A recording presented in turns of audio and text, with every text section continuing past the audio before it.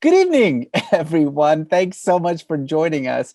I'm Reza Aslan. I am one of the executive producers of the United States of Al. We're so excited to bring this panel to you tonight. I'm going to begin by introducing the panelists, my fellow executive producers and show creators, and Dave Goetsch and Maria Ferrari are here. Yay! The bosses, as we like to call them. And then, of course, from our writing staff, we have Fahim Anwar. Raise your hand there. Yep. We have Bobby Telatovich, or as my children call him, Bobby Television. Oh my God. Okay, that's what I'm calling him from now on. That's so Bobby good. Television. Bobby You Television. just wear sunglasses the whole time. We also have Ann Branstetter, who's here. Hi, Emily. And then, of course, Joshua Katz, who you have to hear his voice to actually believe that it's truly him. And then last but not least, our absolutely fantastic military consultant without whom we would all be totally screwed. Chase Milsap is also here. Hey, Chase. Oh, yeah.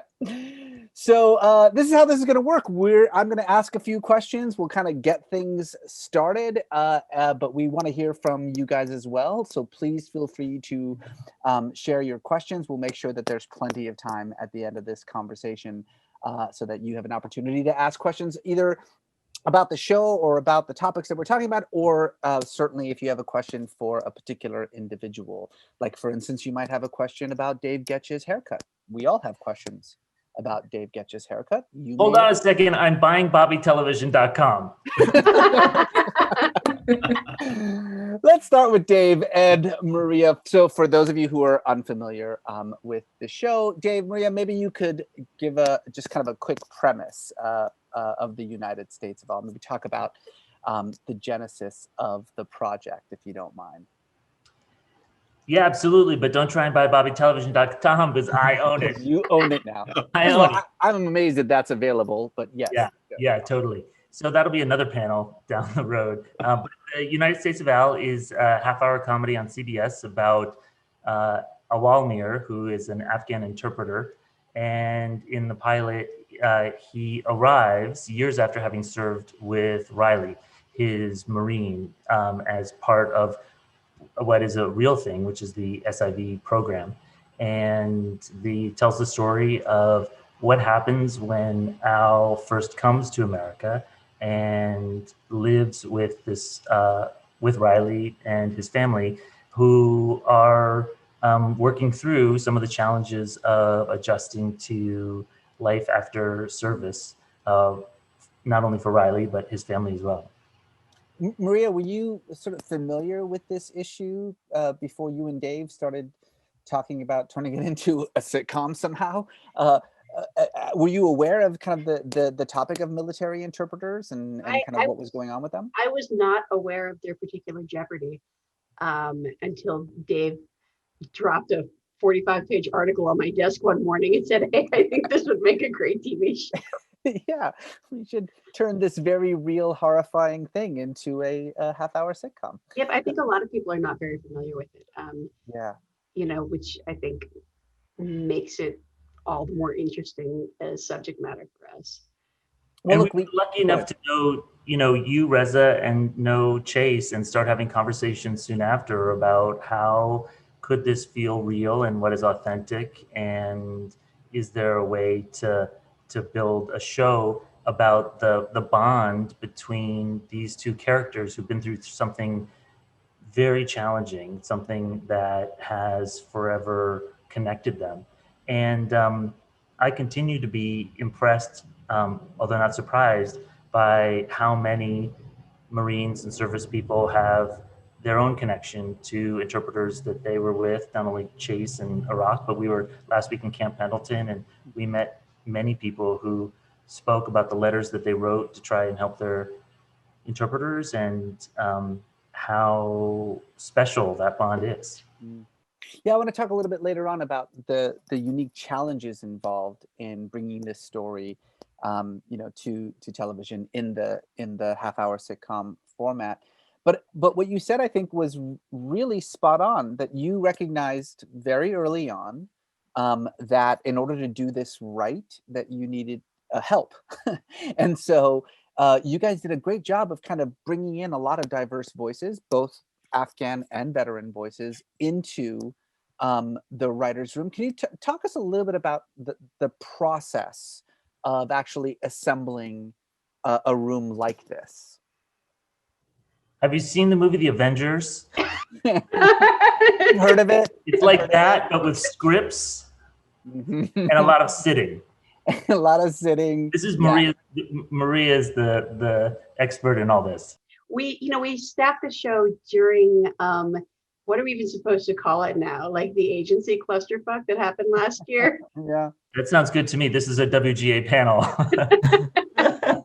During the agency campaign, so we had to kind of find all of these guys, and Dave and I happened to be volunteering for the veterans workshop the WGA gives, which is such an enormous resource. And we just asked Kira for a database of comedy writers and read people's scripts.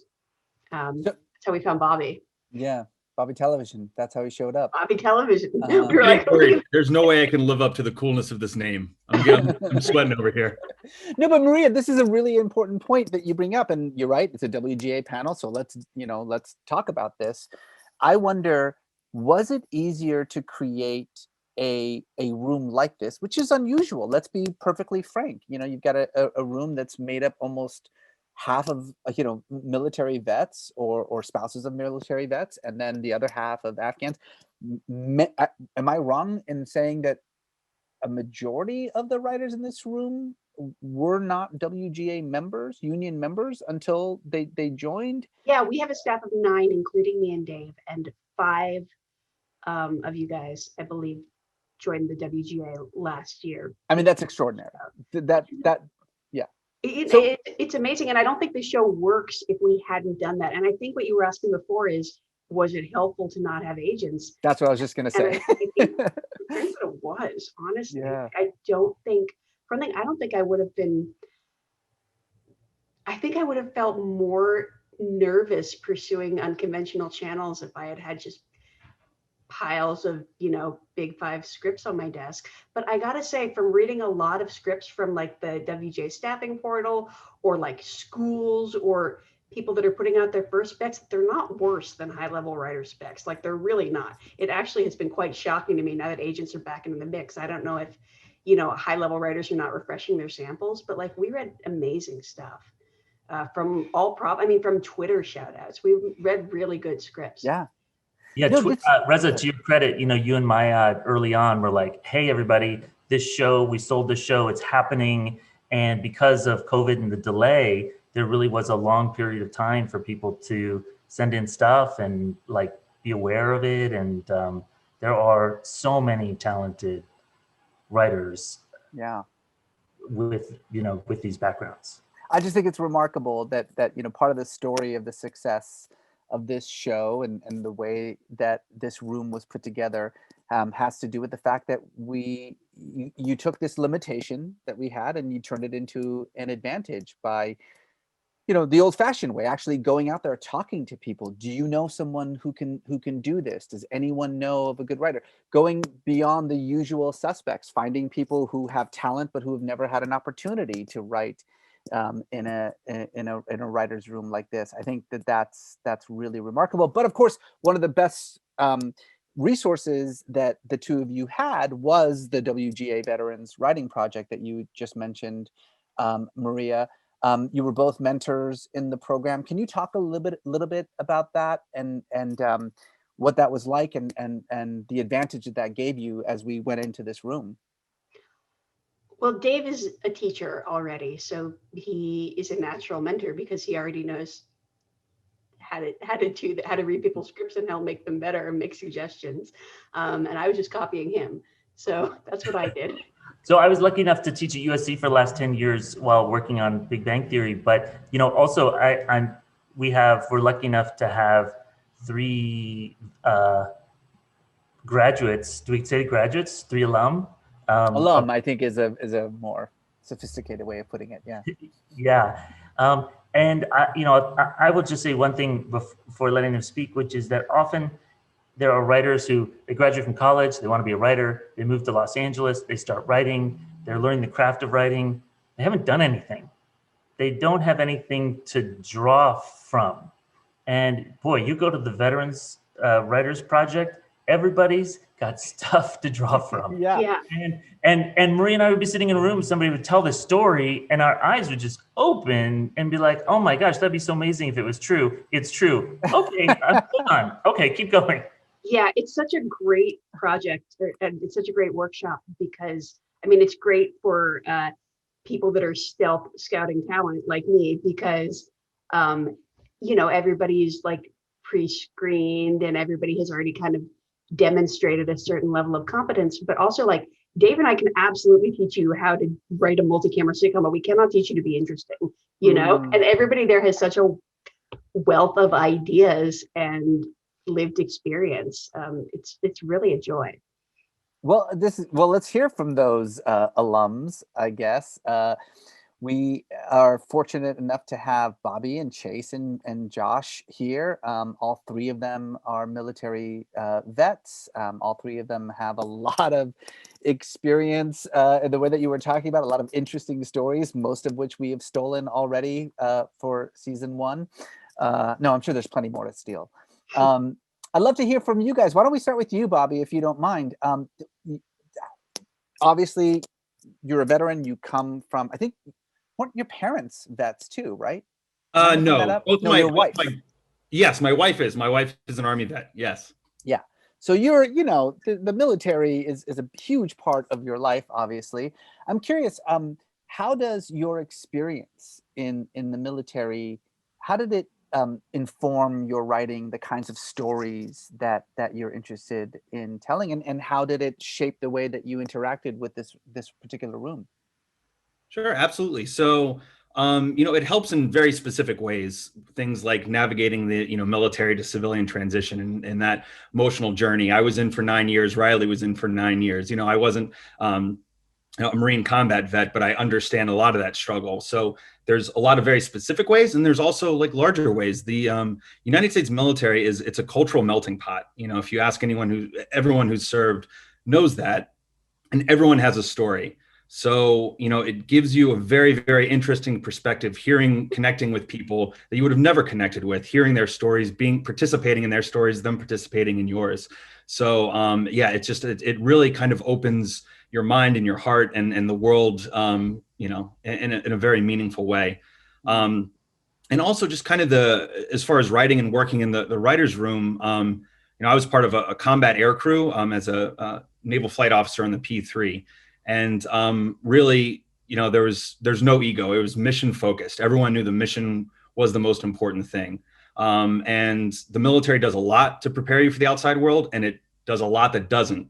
And one of the things that it really does is that mission and that teamwork. And I really felt like that was one of the most valuable skills that helped prepare me to write in this group. And something probably less obvious is military, there's lots of boredom. And then there's also lots of high stress. And it turns out that humor is a great coping mechanism for both of those things. So trying to be that person to bring the humor prepared me in ways I would have never known for my second career. Yeah, I'm gonna botch this, but there's a great line in one of our episodes where we have Riley say about the experience of what it was like to fight in war, that it was months of unending boredom punctuated with the most, you know, the scariest moments of his entire life. And yeah, I mean, you know, I think the idea of having a vet be able to speak that emotionally about something like that and put those words into an actor's mouth has made this show, I think, what it truly is. Josh, this is as far as I'm aware, your first union writing gig, right? That is correct. Yeah. This is my first credit, and it just so happened to be on a primetime comedy with the greatest group of writers and crew ever. So I'm pretty darn lucky. Yeah. So talk to us about that. I mean, is this a path that you envisioned for yourself? Well, I went through the Veterans Writing Project in 2015, and I've been a volunteer ever since. And I started the Alumni Association for that. So I've definitely been trying to be a writer. And through the program, how I got on the show was through the program. I actually invited a friend of mine into one of the mentor groups that Dave and Maria were on. This friend of mine is an animation executive producer on Family Guy, great guy, and I thought that he would be able to benefit the veterans in the group, giving an animation perspective in the comedy group. And for like the first 5-10 minutes, he just talked about me, was talking me up, and I had to steer him away. I was like, that's not why we're here, to talk to the veterans. But Dave and Maria were paying attention because I got a request for my a script of mine, a sample, and then we talked, interviewed, and while they weren't able to offer me a staffing spot, they said they really wanted me to be involved in the show and asked me if I'd be their assistant. And I said, would I like to be the assistant for 2 executive producers from the best sitcom on television, who are also the 2 nicest people in the industry? Yes, please. Pretty please. And they said, hey, not only are you going to be our assistant, but we'll let you like pitch jokes and story and stuff if you want to. So, and they've been very, very open to that. So I did not picture myself to be a 40-year-old assistant, but I think it's very important for people who are lower level to realize that any way that you can get in is right. what matters. And when it's with people who are as amazing as this group, it doesn't matter. Yeah, no, that's really wonderful to hear, because I think a lot of people would think to themselves that I have to have a particular title, or I have to have a particular status in order for it to matter. And sure, that might be true in some rooms, but not in this one. By the way, you're not the only one called an assistant with a writing credit on our show, which is kind of amazing. Yeah, Dave and Maria really pushed for everyone to get something here, and it is very unusual to see the writing assistant, the writer's PA, and the executive, the assistants to the executive producers to get credits. Yeah, especially on the first season, and it's because Dave and Maria wanted that. Yeah, that is something that I But think. it's really, just to interrupt, it's like because they earned it, because they Sure. contributed. They contributed. Yeah, exactly. It It's like was a little helpful to be on Zoom. Honestly, being on Zoom allowed people to, I think, contribute more directly than if we were segmented into offices. But can you talk more about that, Maria? Because again, since this is a kind of inside baseball crowd, I do think that you've got a point there, that there is something about the way writers' rooms so often work. There's a table and people sit at the table, and then the assistant sits sort of not at the table, but next to the Chase table. could be at a BFW bar in Ohio, yeah, and exactly. also on Zoom. Yeah, I mean, boots on the ground. That's what you guys asked me to do. So I'm out here in Ohio, suffering for everybody. Oh. But is there something weirdly democratizing about a Zoom room, Maria? well, I mean, I think that there is, because everybody has got, I don't know, you can only have this much space. I think it is sort of just naturally equalizing. I don't know. One thing that I have noticed is how great everybody's pitches have been when they're at home on watching Paradeck and everybody's on a text chain. And I feel like when I've been at an actual live shoot, you don't get that many pitches and that quality of pitches, and certainly not that volume of pitches when you're trying to beat a joke. And I don't know why, unless it's like shyness or like deference to seniority that just sort of evaporated a little bit, because everybody was just in your phone, and your phone is a really familiar object. But I mean, I think it's worked out. It has been an odd fringe benefit for us. Yeah. And although I'm not privy to it, my understanding is that Emily and Bobby and some other people did some like texting on their own chain, side pitches, and to do that, which, writer's room, you can kind of lean next to Fahim and be like, do you think that's funny? And if he laughs, then you get a little confidence to do it. But technology allows you to do a different thing, kind of do a sidebar and go down a road and maybe pitch on it. And in a normal sitting in a huddle, video village, you're kind of scribbling and how do you pitch, and you're watching where people are. And in a way, texting allows you to just kind of pitched differently, and I think it's been helpful for us, certainly. Oh, that's really great. Want to get to you, Chase. We just kind of talked about you a second ago. You've been with this project really from the get-go, when it was just kind of an idea running around in some heads. You also serve, obviously, as the military consultant on the show, making sure that, you know, we don't fuck any of those things up, because people take that shit very seriously, as you well know. Like, that's not what the uniform looks like. The collar should be over here. Like, it's all very serious, and we take it seriously. This is why I stay up at night. I think about that. Yes. Keeps me up all night. But he did it. He convinced the Marines and the lawyers at Warner Brothers. He made peace. Unbelievable. It's one of the biggest negotiations I've ever had. You know, forget Iraq. That stuff's easy. I was actually just going to say, so give us a little idea. What does a military consultant, I mean, we're joking about it, but in all seriousness, what does a military consultant do on a show like this, and why is it important in your mind? Yeah, so I mean, one of the things that I first remember about just hearing the concept from Dave and Maria was, you know, that we want to do this, and I had been privy to the Big Bang world for a long time, and the idea of doing this as a comedy really it put me on my back foot, to be honest. And you know, I'm the Marine on the call, right? Like, I should be leaning in on this. And it made me uncomfortable, which is a good place to be, because I thought in my brain, I was like, I don't know how we do this. I don't know how the execution of this comes down. And that's just because I'd lived it. For me, this was real. You know, I'd walked patrols with interpreters right next to me. I've been in those rooms where you have to rely on an interpreter, you know, for every conversation you have, for every patrol you have, and the entire deployment, done that multiple times. And then I've had the phone calls from the interpreters that are saying, hey, I need some help here. I need some support, you know, once we get home and to get here. And, you know, for me, this had been a decade of my life that I just felt so real. And to put that in the world of comedy, you know, I was a little bit of a fish out of water. And I will tell you this, I mean, it was a learning experience for me, which I can incredibly value. But what I try to lean on every day on the consultant side is to say, what is real? What makes it authentic?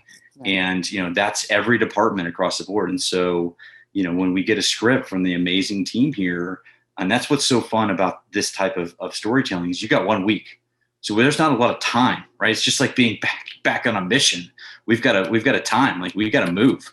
So, you know, that's everything from, you know, getting in with the costume department to the set, to getting in with the director and literally sitting with the director and saying, hey, here's how it would go down, to getting with the writers and saying, hey, I think we need to adjust here. You know, it is all aspects of that, which I've loved doing. I've learned a ton doing that.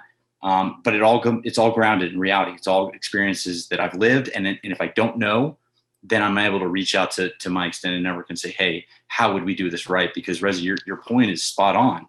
People are going to know, and they're going to see it, and either they're going to resonate with it, or they're going to say that that's off. And, you know, that's one of the best experiences, you know, that I've had. Now, if I get into the accounting department, we've got a big problem. So keep me out of there. I'm still a Marine. I'm trying to prove that we can read and write. But, you know, overall, it's been an incredible experience. That's great. Just also want to give a shout out to Chase in how the bond he's built with the actors, and to be able to talk to Parker, who has so much such a sense of responsibility about doing this right and not wanting to get it wrong, and Athir as well. And so that has been really so helpful. You know, it's that sense of responsibility that I kind of wanted to go back to, because it's a theme that, you know, Dave and Maria, you guys talk about a lot, that this is more than, you know, a show, obviously, entertainment, making people laugh, making people, you know, share in the emotions that these characters are feeling. That's the prime responsibility that you have, but you have this other responsibility too, because you're telling a very real story about very real events that are taking place, that are unfolding right before us. And so much of the process of building this room was making sure that that sense of responsibility was being catered to. And I remember very clearly in those early conversations, it was like, yeah, obviously we'll need to find some Afghan writers for sure. And obviously we're going to have to find some military writers, but we need a military spouse in the room.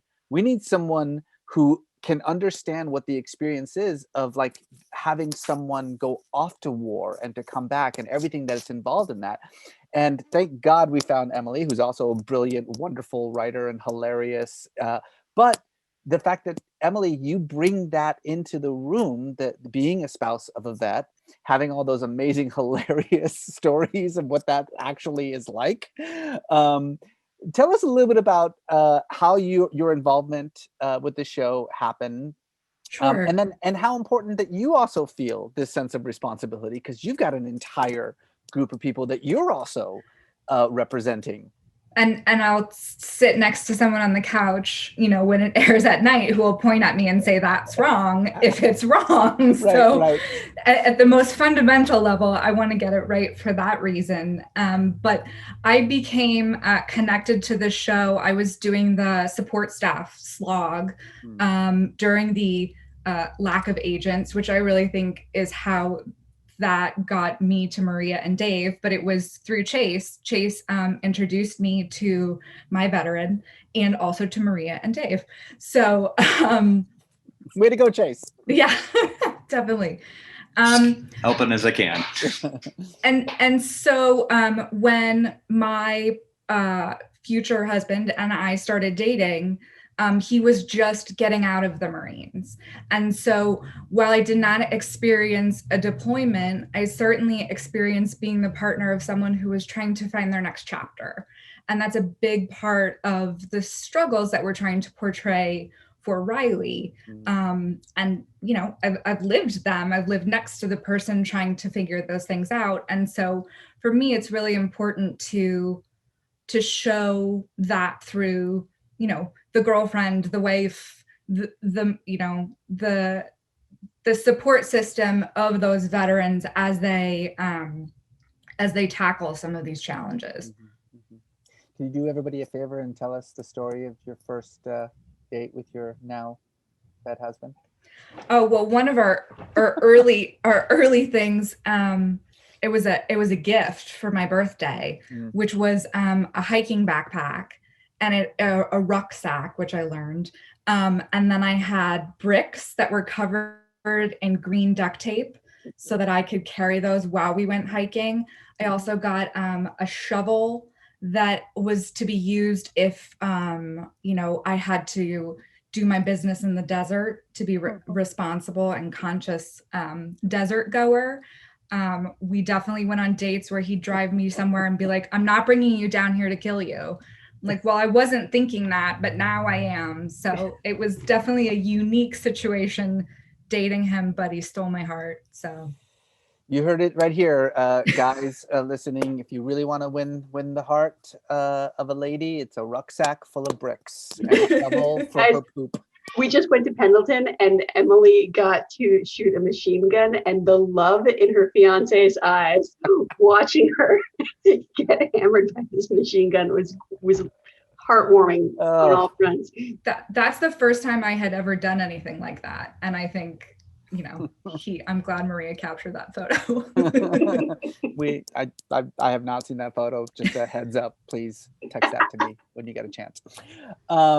I want to talk to Fahim. Fahim, obviously, from the start when we were working on this project, it was very important to make sure that we get Afghan representation in the writers' room, and we had kind of, a wish list of people that we were pursuing.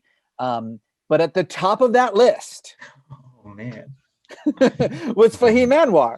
Dang. Who is is it because I made a video called Afghan Wedding like 11 years ago? I was just gonna say, wildly recognized as the most famous Afghan American. That's hilarious. I jokingly call myself the Afghan Tom Cruise. Like, I don't believe it at all, but it's just such a funny statement. You are the Afghan Tom Cruise. I think that we all agree.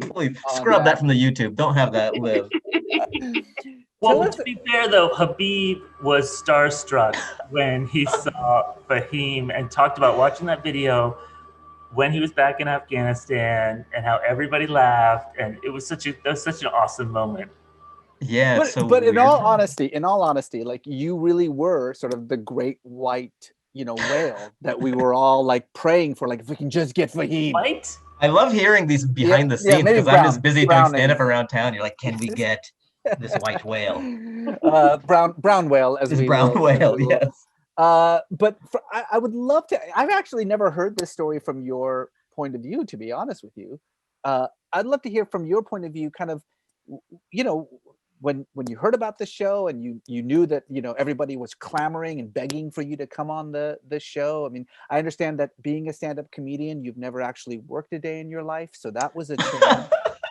Kind of, honestly, you know, like, talk to us a little bit about this process, about Yeah, you it's coming on board. it's quite the onion. Yeah, tell us what your first job is like. First, Yeah. honestly, no, like, because I used to work at Boeing as an aerospace engineer, and then I was just, you know, I quit that and I was just doing stand up. And you're kind of like a mercenary when you do stand up. Like, yeah, I have my shows at night. I'm doing 15-minute spots at the Comedy Store, the Laugh Factory. It's like a rocket, you know. You just like fast and bright, and then a lot of downtime. You know, I do an audition. Like for me, a full day when I was a stand up would be like, oh, I did a commercial audition in Santa Monica, and I did 15 minutes of stand up at night. I'm wiped. what a day. And it's like driving around to audition. So it's like a stand-ups version of what a busy day is. But that is kind of my main weapon. Like when you come into entertainment, you sort of have your weapon that you select. Some people it's a pen and they do the writing path. Some people it's acting and they're just auditioning all day. Mine was stand-up, and I had just spent so much time. You blink and been doing this for, you know, you become the thing. It just happens without you even knowing it. Like I just been doing stand-up for so long, and that was my path. And then I had heard rumblings about this show, and there was some inquiry to my people about it and stuff. But then I was like busy doing stand-up. I wanted to water that plant. And then also, I think you've touched on this when there was initial kind of like skepticism show. I had it myself, just being an Afghan American in Hollywood. Like if you had to bet, Hollywood gets it wrong more the times than they get it right. So my emotional state wasn't like, they're going to hit it out of the park. You know, I'm like 36, 37, having been in Hollywood since my like 20s, you know, like my mid 20s, like they get it wrong more than they get it right. So I wasn't leaning towards giving the benefit of the doubt. And there was so much I wanted to do stand-up wise as well. So it didn't sit with me that long. I'm like, oh, okay, that's over here. But then Gila, she's, you know, the assistant for David Maria, and she's on the inside, and I almost feel like I'm American and I'm proud to be Afghan. But I don't know certain things. Like Gila's more Afghan than me. Like she's younger than me. She's like, what is he? Millennial, Gen Z, or she's like 12. Yeah, she follows. I know. As far as I'm concerned, she makes us feel ancient every time in the writer's room. But like she's more tied to Afghanistan. She knows what's going on over there. Like she's more in touch than I am, and she's working on the show and sidebarring with me, texting and saying like, no, they're actually trying to get it right, and that sort of perked my ear up a bit. Like just the fact that someone's on the inside, and like Gila, who is going to bat for a show like this, where I already had my walls up a bit, and she's like more Afghan than me, I would in that regard. And it's not what I think it is. It deserves my attention. So I was more open to it, to investigate more and explore. And like to Dave and Maria's credit, like they didn't just say, okay, I think they like, you know, came and like emailed and called. They pursued a bit, just like they didn't just take a straight up no for an answer. They just wanted to at least explain themselves and show what they're trying to do. Number. We had Ali's number. Oh, Ali. So we had a lot of conversations about like how aggressively we could text your friend before we were being like stupid unprofessional. Yeah, so Gila and Ali are good friends, and I do my podcast with Ali Baluch. And so we would wrap up an episode and he would mention what Gila said. So there would be these little different channels that I'd be hearing about the show from people I'm close to and respect on these fronts, and offering a different point of view.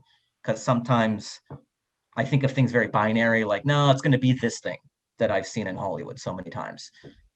But all Afghan saying, no, it's not like that. Gila's like that. And then the pandemic happened and stand-up wasn't going on. So I was already kind of receptive to it. And then also there was nothing going on as well. Like I'm just at home. Out why he said yes. You know what? Fine with that. It actually makes a lot of totally fine. Yeah. Well, Fahim, do you want to come work for the show? Well, I don't really have anything else going on, so As sure. long as I can literally knock it out of my chair. no, well, because I didn't know yet. Like now I know how understanding because I've done season 1, and you guys, I think I've just fallen into a great situation, like with 2 of the nicest showrunners. I don't know if this is typical. You know, as they mentioned, how many people weren't WGA and they were after this, and just like I'm not afraid to talk to them and ask them questions. Like it's great. I don't know how it normally works in writers' room, but it is very collaborative, and I'm not afraid to talk to Dave or Maria, and I think that's like wonderful. And they've been very accommodating with like stand up, and they like understand that's like another part of me, and they've never made me feel bad for doing it. So that was my only apprehension when I didn't know them. I'm like, will I still be able to kind of rise as a stand-up? And then when the pandemic took that away, like I got to find like that was happening anyways. But then when I worked with them, I realized it would have been okay anyways. Yeah. Well, this is actually So that was kind of my weird Fast trajectory forward into to it. 6 months later, and I have this photo of Fahim staring at the computer as we're doing the final audio correction for the episode in the Aslan scenes, and he's getting the audio just right, so it sounds, and it's so amazing. So, can you just explain what that Aslan scene is, if people haven't seen it, and what sound you were going for? Yeah, just off of memory. So what's great about the show is you get to inject all these memories and just instances from your mom or dad being Afghan American. My mom would spawn me all the time, like something good would be happening in my life, and she would want to ward off the evil eye. So she would, don't know, it's like there's these seeds, and it's in a little like kind of like pan, and they like get it hot, and then the seeds pop, and there's smoke, and they say this like channel expand blah, I forget the whole thing, but they kind of smoke it around the whole house. But there's a very specific amount of smoke and sort of audio signature of it too. So Dave was like, hey, we have a cut of it. Can you talk to the sound people and get it right? So we're doing it over Zoom or whatever it is. And I'm like, all right, it's popping too much. Let's bring it down. And I'm just drawing from my memory from my mom just spawning. Well, this is actually an interesting transition because writers' rooms are weird to begin with, and certainly going from, you know, stand-up comedy, writing jokes, testing them out constantly, you know, in front of audiences, and getting them, you know, sort of just right. That's a completely different experience than the much more collaborative process of being in a room and working, you know, with everyone. But this writer's room, the kind of, you know, multicam sitcom genre that this room represents, is even stranger the way that the script is written. I don't think people, even the WGA people in the audience, truly understand what exactly goes in to writing one of these scripts. Dave, Maria, would you guys just kind of give us kind of a little bit of a lesson on the Chuck Lorre style of episode script writing? Tell us what it's like in the room. What actually happens, the nuts and bolts of it. Let's make Emily do it. I think it'd be more fun if we had Emily Let's do make it. Emily do it, because I truly mean this. This is I've been in a lot of writers. I've never experienced anything like this before, and I think when I tell other people about it, it blows their minds. Emily, no pressure, but if you could just go ahead and No, sure. This is a fully collaborative process, this room. So from point A to point, you know, to the very end, we are all together and doing it all together. So in other rooms where, you know, Bobby might take the script and go off and come in with the first draft, and then we all table it together. We're in one giant room and we say, okay, this scene, you know, they decide they're going to buy a car. And then where do we want to be at the end of the scene?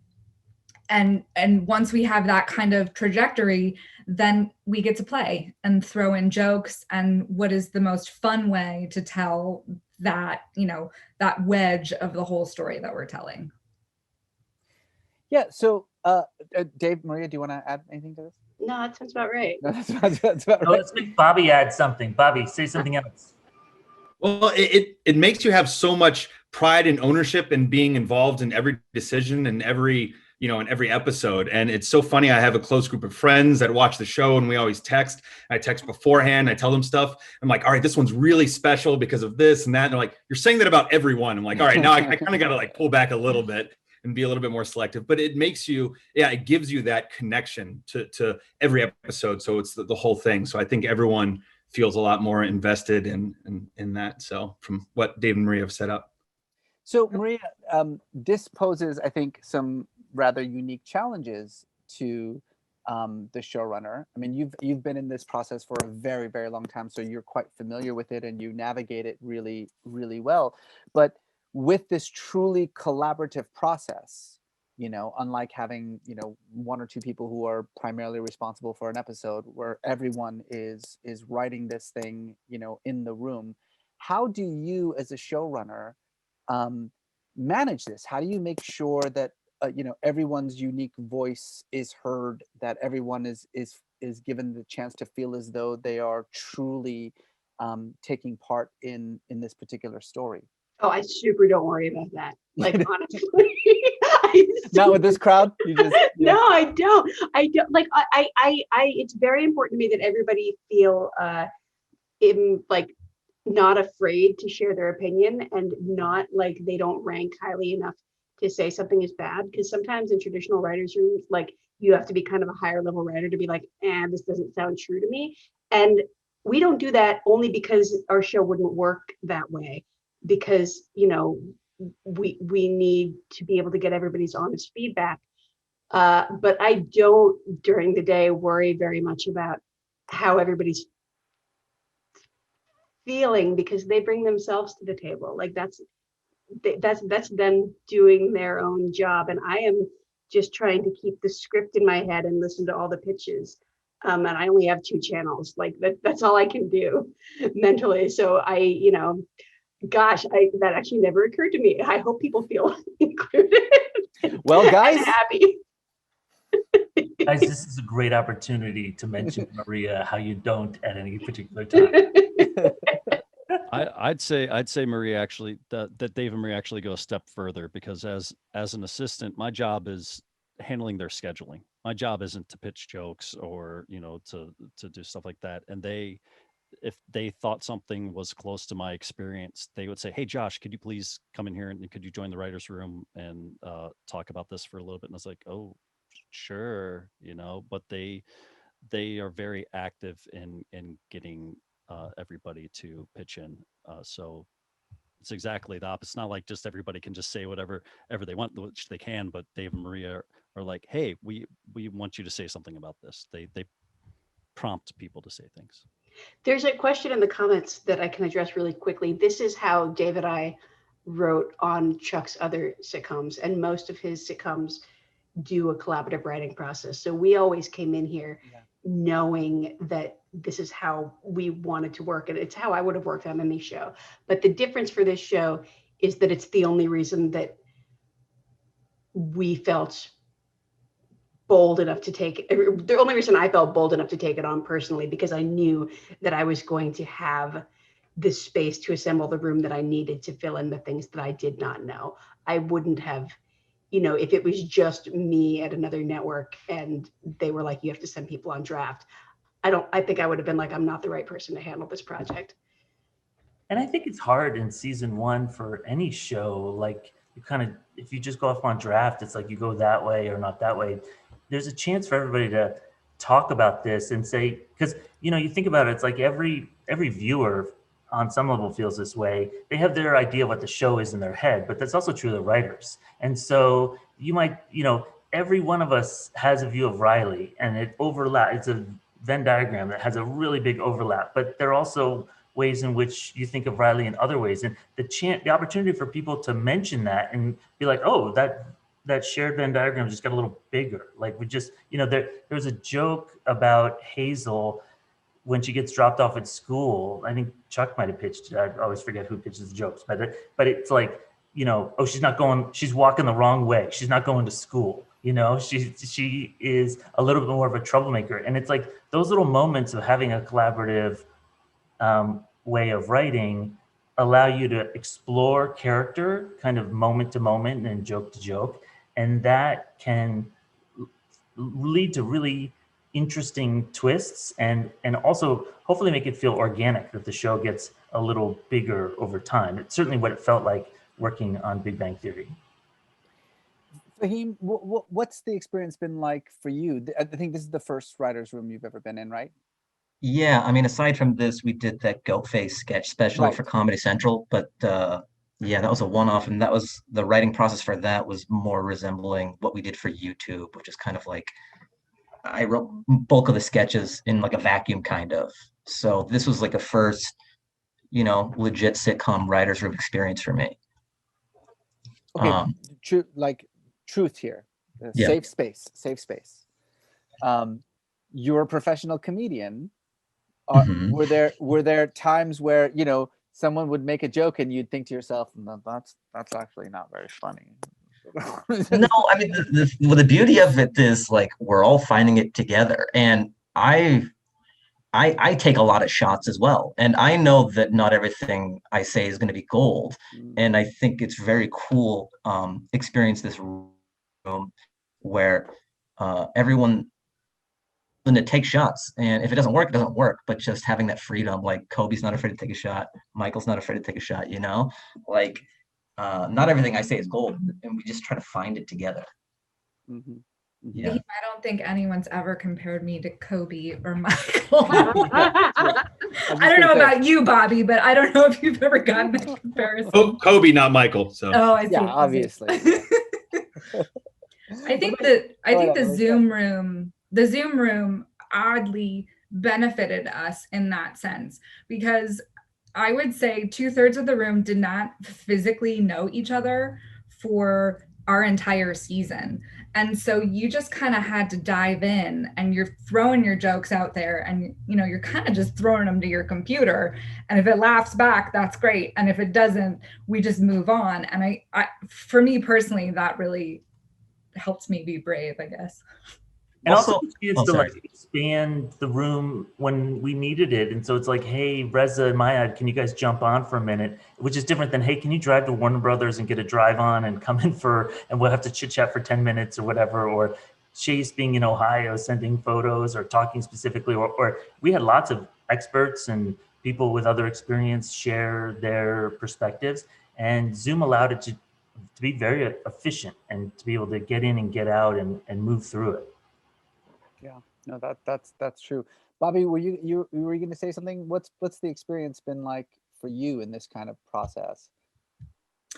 Kind of the same. It's been it's nice that we're all figuring it out together. I think that's, you know, and we're all kind of at a time where we're all figuring out the world together too, you know, so we can all kind of, you know, work and then take a step back and like kind of just check in with each other. And yeah, it's been the most interesting thing is getting to know everyone in the writer's room at such an intimate level and never actually meet. Like I've seen that curtain behind Fahim, that blue curtain. I know that curtain so well. Always wondered what's on the other side of that curtain. It's not a window. It's a I'm trying to be humble. And I know Reza cooks dinner for his family at 5:30. I do. I cook dinner for my 34 kids. And it always looks so good. Yeah. Well, so now here's I think the inevitable next question, which is that barring, you know, some significant shift, the plan is to start meeting in a more traditional room. Like we're all going to have to wear pants, you know, which I'm sure is going to be a new experience for some of us. What do you think we're going to lose or gain? And this is a question for any one of you. Once we kind of move away from this Zoom room experience, and then now we actually go to a little bit more of a traditional sit down around a table writer's room experience. What do you think we'll gain and or lose? And anyone can answer this. I hope it is less tiring. There is something about not being able to read people's faces properly that is very draining on Zoom. Like small talk on Zoom is just I'd rather peel off my face. I hate it. And I'm friendlier in person, so maybe it'll just be more fun. Not I'm about the same. I'm approximately the same in person. I don't know. There'll be less guest appearances by my children. Yeah, right. I'm so excited not to see my face.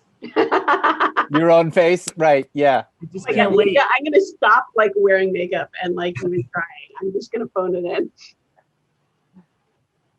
For me, it's the unending piles of snacks that Sure. I'm looking forward to. Sure. Well, I was, you hope that being away from the snacks for like a year is gonna make everybody's diet easier, but I didn't particularly find that to be the case otherwise. So I mean, I just add too, I mean, I've had the special privilege of hiding out in Ohio for COVID. So I've been where this is supposedly located. And I've watched the show in Ohio, and the feedback is what really gets me excited. So I get almost instantaneous feedback of, hey, that's not how we would have done it with the Reds, or hey, like, it's not even like a good job. It's like like you did it all right. I mean, that kind of stuff for me is invaluable because, one of the things that, go back to how the room operated. I knew when I got a text from Dave that was like, hey, can you get on the call? I knew something was up, right? There's a problem. Like there's something that's going on. And so being here, outside of LA and helping the show, that was invaluable, not only to me to get the actual real-time feedback, but also to lean in on, what can we do for that next week to work through it. And so we may lose some of that, or, it just gives me an excuse to come back. But I think that's what's exciting about it, is that it resonates just at that heartland level. Anyone else? Emily, anything you're particularly looking forward to when we actually have to, sit near each other again? I mean, I like good small talk over a cup of tea in the morning time. So I am looking forward to that. I do, this is probably from my script coordinator days, but really hope that we were really productive. We used our time really well. And I hope that our small talk in person doesn't stop that. But just to be able to be there, I mean, physically is, you get to see the actors, you get to see production, you get to see the wheels behind the things that are making everything work. We didn't get to see that stuff sitting at home, and it's everybody that's making the show. So to be able to be there is going to be great. And just so everybody knows, the way we've been making TV is pretty much like Maria and I were allowed on set, and then all the writers had to be at home, and they had this app, and there's a camera shooting the table read, shooting the run-throughs, and then actually be able to watch the quad split. So all the writers were intimately involved, but never could be on set until the last run-through of the last episode. And seeing all those writers there and like hearing the laughter was so emotional for me, and such a like lovely harbinger of what we can do in season 2. So speaking of season 2, we've talked about this a little bit already. The show fundamentally deals with some very serious issues: war, violence, displacement, trauma, loss, your standard sitcom fare. And in our case, of course, it's a little bit complicated by the fact that the war and the political situation that forms the backdrop of the show that we're telling, that affects, the emotions and the characters that we're developing, is kind of unfolding before our eyes, right? So we were told not too long ago by the president that we're going to be, removing all troops from Afghanistan. There's the very real issue of the 17,000 plus Afghan interpreters who have been promised visas to come to the United States, but who are still in this limbo. Can we talk a little bit before we get to the audience Q&A? And there's a bunch of questions that I'm eager to get to, but can we talk a little bit about what it's like to, write a show that deals with these heavy topics that are changing, before our eyes, like from episode to episode, right? From one episode to another, the political situation suddenly shifts, and we have to kind of adjust to it a little bit. We've talked a little bit about the responsibility of doing so, but can we talk, and this is really for anyone, but maybe Dave and Maria, you guys can, as the captains of the ship, can kind of start us out.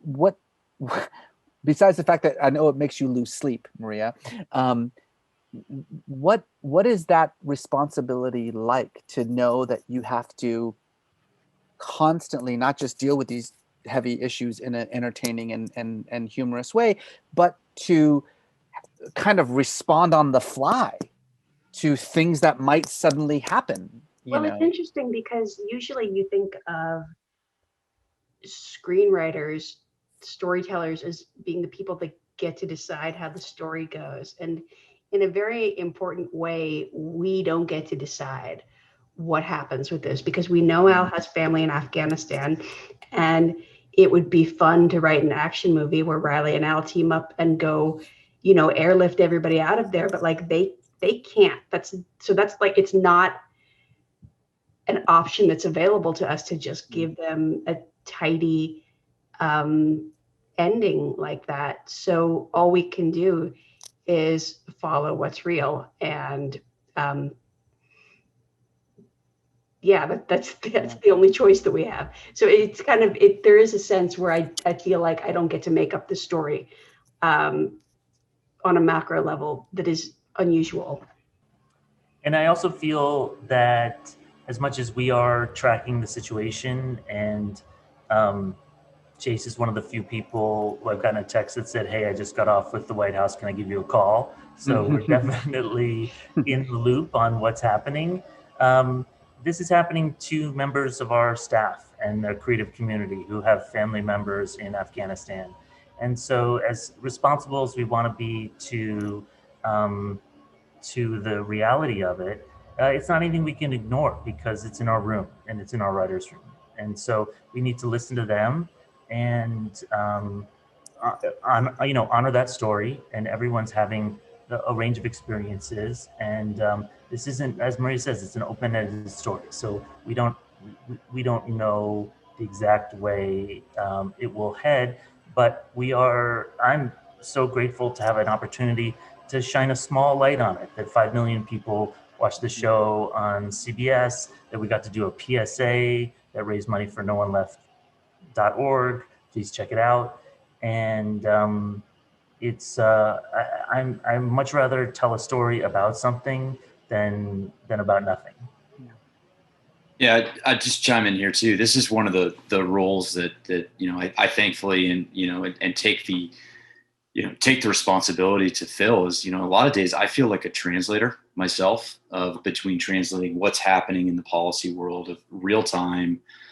Things are happening between the SIV, the Special Immigrant Visa Program, what's happening in Afghanistan, how that's processed, and then a TV show. I mean, those are two very different worlds, but they're also both happening in real time. And Dave and Maria hit on it, is the power of being able to come into 5 million living rooms on Thursday nights and explain the situation. That's an incredible power.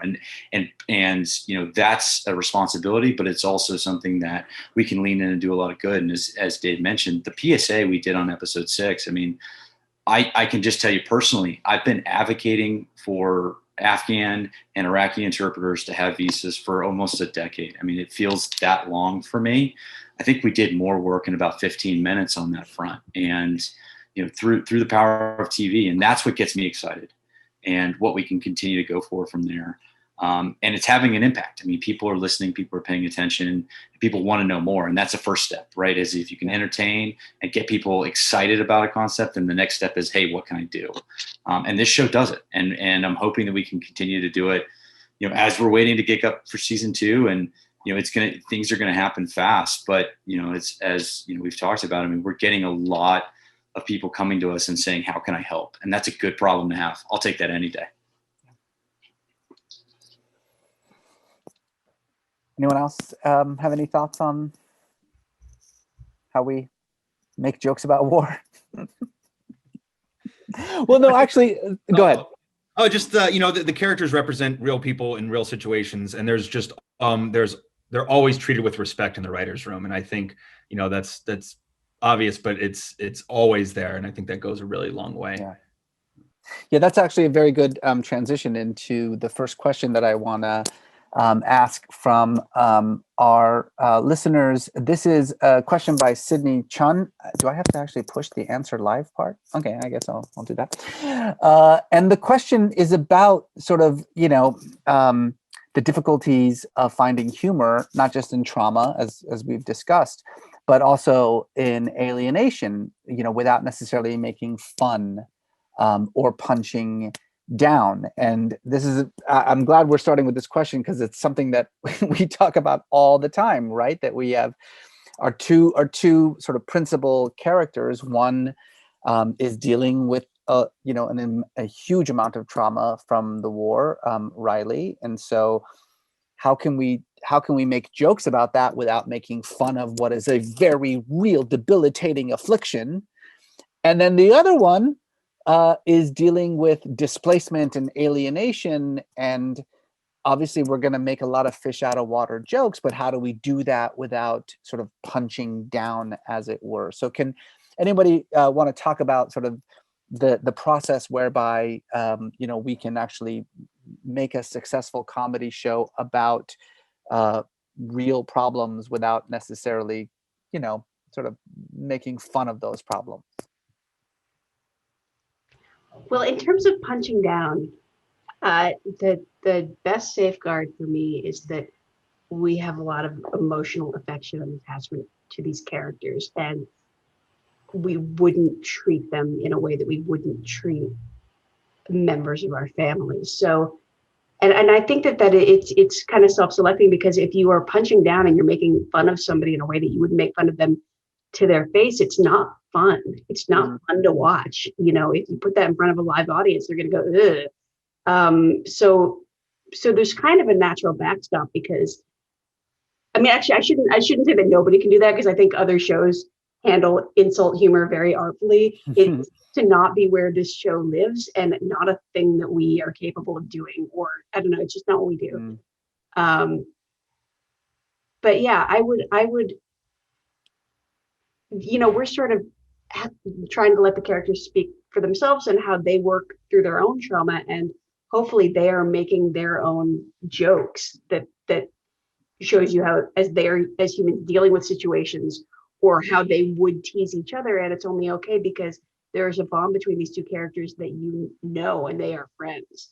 It's a little bit hard in the beginning of a show, because you don't know that all these people love each other, and so some of those jokes that felt to us that they were born out of affection because we've been talking about them since August, I think to fresh ears, people are like, oh, is he being a dick about his daughter, or is that fine? So I think it will get a little bit easier for everybody to kind of know that this is inherently sort of a loving space full of people that have each other's backs as time progresses. I will let Dave talk about the fish out of water stuff. That's thorny. Well, I'm interested in Al being able to do fish out of water commentary where he's talking about America. As he has a unique perspective to make fun of American culture. And I'm less interested in I'm not interested in making fun of his culture. And we all care so much in the writer's room. I feel like we're all I don't know, kind of like different systems that allow us to make sure that the jokes we're making, wouldn't be misinterpreted. And we care very deeply about that, not just to be respectful, but also I think that's what makes a good TV show. And that's what makes you fall in love with these characters, and make this also be a show that can be after Young Sheldon and that families can watch. We experienced on Big Bang Theory that there were some jokes we made in the first couple of seasons that were a little saucy and more adult. And when people started saying, this is my favorite show for my kids, for my, my family, except for those jokes, we realized, oh, okay, that's, maybe we don't do those kind of jokes anymore. Off of what you said about being misinterpreted, just because I think it's interesting, like I learned a lot when the show first started to air about the space between whether something is real and rooted in reality and whether it is going to seem like it is real to an audience that doesn't necessarily know. And that was a gap that I was naively unprepared for. So like we would try really hard to be making a comment about like American abundance or about sort of like the things that we all take for granted. And I feel like some of our audience would be like, oh, are we saying that he's poor? Are we saying that he's, he has to be grateful to be in this big grocery store? And I have a different ear now for telling those kinds of jokes, because you can't just go to people and be like, no, Habib pitched this. Like this was his lived experience.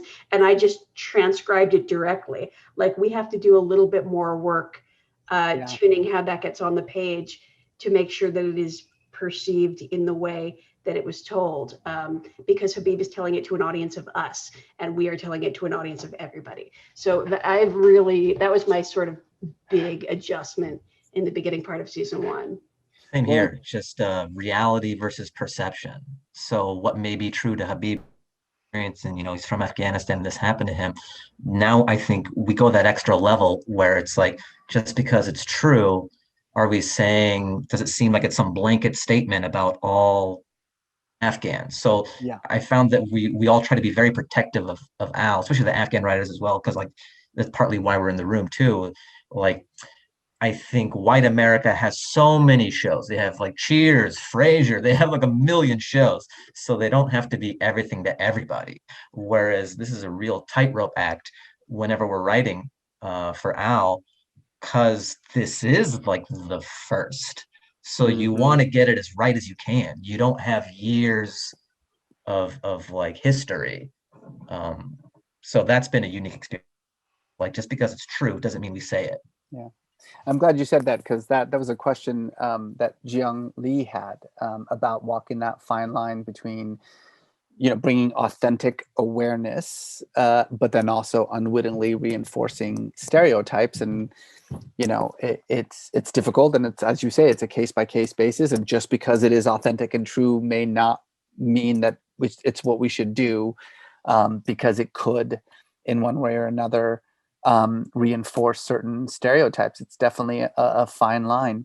Yeah, it's a line on which people will disagree. Like different people's mileage will vary, within the audience and also within the staff. And like, And so, go ahead. I'm sorry. To add on that, by the end of the 13 episodes of season 1, the audience will have met not only Al, but members of his family and his cousin Zubair. And last week, we got to see Ariana and her father. And the opportunity on a TV show like this is to build out the world. And I think, the Al is one Afghan character who is in the most of the episodes, but I want to see more and more different kinds of characters and American-born Afghan characters. And I want them to include Fahim's, perspective from his own life. And that to me is so exciting.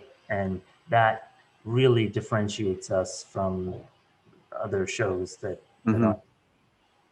Well, so again, great transition. We don't plan this, but that's a great transition to the next question, which is a question from Bayan Khan. And it's about kind of what we've touched upon, but more specifically about this issue of whether the United States should leave or remain in Afghanistan, which is a very emotionally fraught public debate that is happening right now. And the question is does the show plan to address that very controversial issue in the second season? Because we will be doing a second season in the middle of this withdrawal. So is there a plan to specifically talk about that as part of the story that we're going to be pursuing in this next season? And if so, how? Well, Al has to deal with, just like Maria said, the consequences of his family, and Riley and Al have friends who are interpreters who are stuck there. So, I think we have to tell those stories. Mm. Also, like Ezra Klein says, hard problems are hard. Like I don't have a pat answer to that question, so I'm not going to deliver one through the sitcom. We may even, I think it's even too pat to, have one character be like, well, I think this thing, and the other character be like, well, I think the opposite thing. Like, I think all we can do is examine the fallout that those high level decisions have on individuals, whether they were anticipated or unanticipated. I think that's kind of where the show lives, is where the ordinary people who weren't asked, what should we do, what they're stuck with and what they do with it. Yeah, it's very smart. Okay, so this is a question for the rest of the crew here, and it's from Madison Maringer, probably Maringer. What personality traits do you think make Dave and Maria great showrunners? Aw. I didn't realize that my mom has changed. Really smart. That's really, really smart. This is huge coming from a military background, but leading by example. And I know then that's so much easier said than done, but always being available, putting in the time, always just really being there for us. I walk away every day feeling heard, supported, and also like I've learned something that made me a better writer. So being supported, but also being mentored. And that's what I think they do, and they do that by leading by example. Speaking as their assistant, I know that there have been a lot of horror stories in the media recently about assistants and showrunners and upper level people. That is not something that you'd ever get from Dave and Maria. No, Dave's never thrown things at you.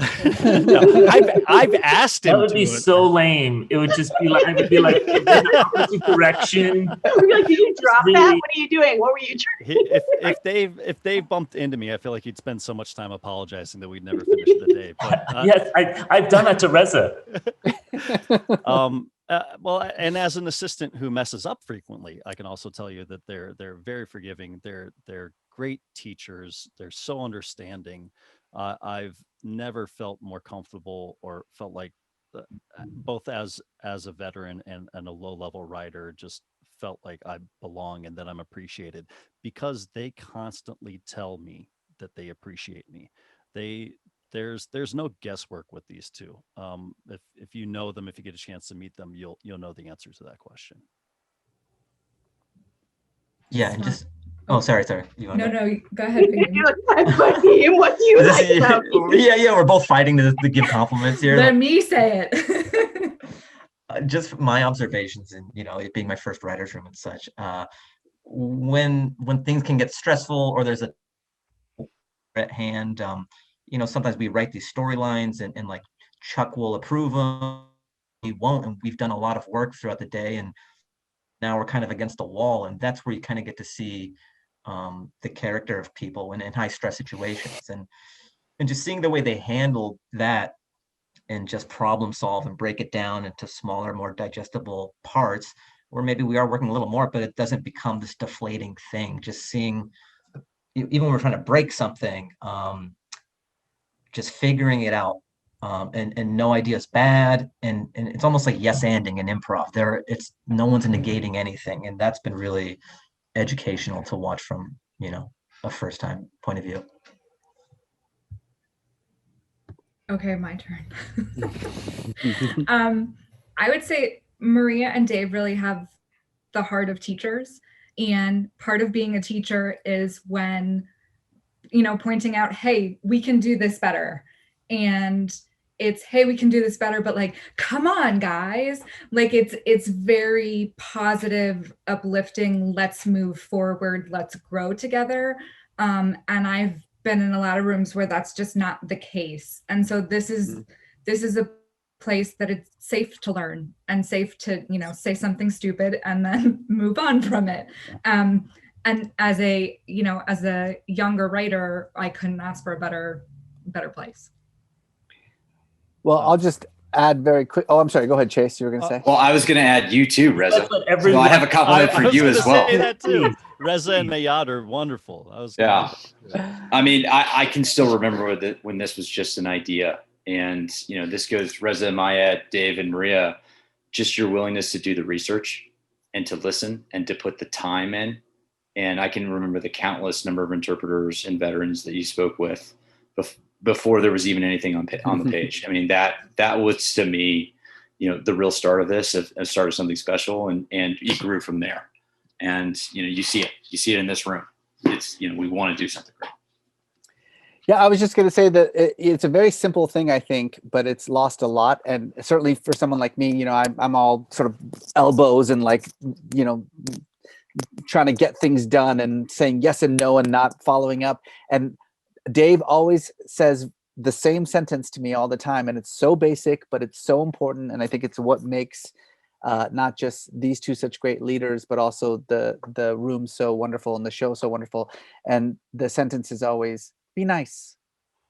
It's not It's like not hard. I send that message a lot to you, Reza. It's not hard. It's not hard. Just, you know, just be nice. And I'm like, oh, right. I forget about the be nice part. I know there's a lot of veterans in the room. And if you think of a show like a command, like a military command, and you have Dave and Maria, who are your commanding officers, and you know, anybody who's been on a good command and a bad command, you know that those at the top, they make it so that you know, kind of trickle down effect where everybody's good. And so that's what you have on this show is you have two awesome COs at the top, and so everybody else that falls down is good. Yeah.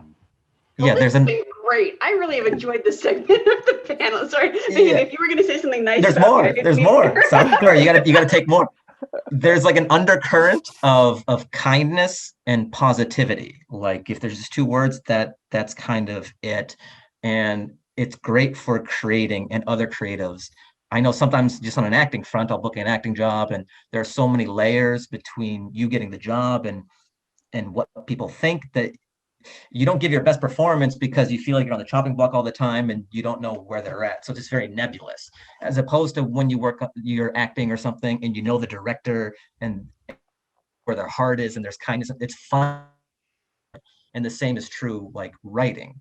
There's just kindness, positivity, and a collaborativeness that is very conducive to bringing the best out of everyone. And, you know, me, and I know, like, I've always wanted to do this. When I always want positivity and kindness to run every set in any project, because fear is where you get the best work from people. Mm-hmm, mm-hmm. If Guy can have the closing word on why we're so great. So I was going to say, you know, this is a Writers Guild panel.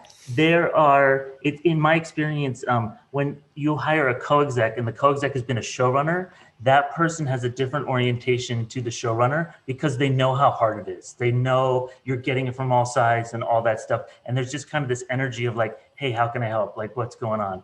And being a showrunner is so much easier when you have someone else to be able to talk to, and to have Maria I'm putting you in the corner, Maria, because I'm congratulating you. I'm saying nice things about you, but it's totally different, right? Because you're like, if you're in charge of it and everyone pitches and you're the one who decides, you're like, what if I'm wrong? What if I'm wrong? Well, if you're wrong, everyone loses their job, and we all and we don't get to make any more of these, and the stakes are, and your dream is over. But what if you're wrong? But if Maria agrees with me, I You're think not wrong. the chance of us Then you being feel right. confident that you've landed at the right decision. Yeah, exactly. Share blame, exactly. No, absolutely. And I think, again, for, you know, any of you showrunners who are watching this panel, it's not such a bad idea to just put a banner in the writer's room that just says be nice. It's a reminder for everyone. Okay, it is a WGA panel. We are almost out of time. We do have time for one more question, and I think this is sort of the perfect question for it because it's a very much of an inside baseball kind of question. However, it comes from Mark and Bia Katz, which I can only assume is Joshua's parents. I have half of the audience at Is least that- is our family members. So the question is, why is Joshua so handsome? No, I'm just kidding. No, why isn't he on the TV instead of behind? No, the question is, did the process create the show, or did the show create the process? Heady, very heady question to end our evening on. Did the process create the show, or did the show create the process? Deep. So I'll just say that the process is creating the show. This is a living project. We are 13 episodes in. This feels like chapter 1 to me. And it's about all these people here on the screen, our wonderful actors, our incredible crew, our partners at CBS and Warner Brothers, all pushing forward. It's a mission, and there's a purpose in terms of telling a story that kind of honors the people about whom the show is, and the chance to collaborate. So I'm on the process side. Maria, what do you think? I'm also on the process side. Yeah, I agree with Dave. Dave's right. Yeah. Also, when the show ends, you still keep making it in your head. We still think of Big Bang Theory episodes. So it really is a process. Speaking of that, I just want to recognize that who was it? Oh yeah, Randy Katz, another. I think maybe this Josh's brother. That's maybe my dad and uncle, Mark dad? are my aunt and uncle. Well, from your dad's lips to God's ears, Randy says Afghanistan has been America's longest war. Will the United States of A be America's longest running sitcom? No, we'll see. I think the answer is probably not. But Probably not, but we'll see. Listen, I want to thank you guys on this panel so much for your warmth and your humor, and I also want to thank everybody for joining us tonight. Before we close, I do want to just say that, we laugh a lot and we love doing this, but it is a very serious topic that we're dealing with. There are, as I had mentioned, 17,000 Afghan interpreters whose lives and the lives of their families are legitimately at stake. Chase, let me know if I get this wrong. On average, 2 Afghan interpreters are murdered a month. Is that right? That's right. 2 a month for the crime of working with the American military. There is something that you can do, believe it or not. You can put pressure on our politicians to make sure that the SIV program is fast-tracked. You can go to our nonprofit partner, No One Left Behind. That's nowoneleft.org, or you can just Google No One Left Behind.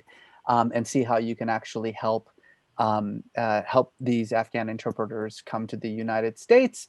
We love doing this show. As you can obviously tell, we love each other. We love telling you about the stories of our first season. We're so honored and excited about coming back for a full second season next year on CBS. Thank you so much, Maria and Dave, for being the best bosses ever. Bobby Television, your name says it all. Emily. Updates at www.bobbytelevision.com. BobbyTelevision.com. Everybody, please go to BobbyTelevision.com right away. Not yet. I Emily, need to set it up. I need like a day. give us 24 hours. Yeah. Emily, Chase, Josh, you guys are amazing. Fahim, we bow to you as always. Thank you everyone for joining us tonight. Please watch. thank you, Reza. We still have some episodes left. We still have a few episodes left. Yes, please watch. 30 on Please CBS. Yeah. CBS, Thursday nights, 8:30 p.m., the United States of All. Thank you, everyone. Thank you, Reza.